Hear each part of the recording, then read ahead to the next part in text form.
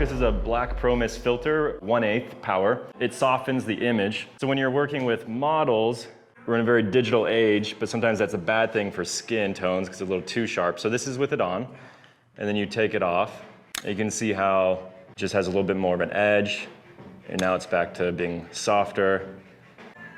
Off, on. Okay.